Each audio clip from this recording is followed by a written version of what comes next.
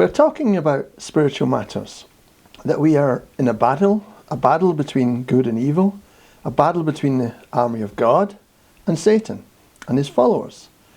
As Ephesians 6 verses 11 to 12 tells us, the opposition that we endure in this life predominantly comes from these evil powers, under the direction of the devil. Today I want to look at the nature of Satan before looking at some of the way in which the devil attacks us. Because it's only as we understand the enemy and become aware of how he attacks us that we can begin to defend ourselves against his schemes, his snares, or his traps, as the Bible puts it.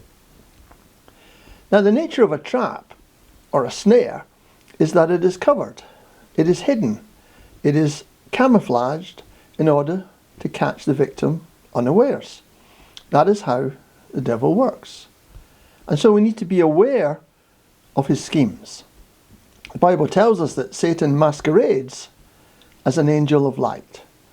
He wears a mask. He pretends he's someone else. He pretends he's your friend who's come to help you, to look after your best interests. Think of him as being like a fisherman. Not that there's anything wrong with fishing. I mean, I never took to fishing because, to be quite honest, I don't have the patience for it. But that's something I need to work on, patience.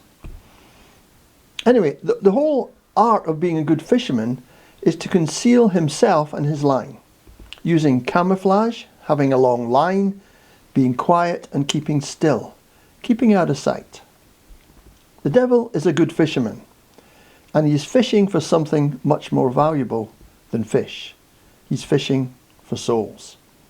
A good fisherman, he knows where best to fish, where he's most likely to get a catch, and he knows which bait to use, how best to tempt us to take the bait.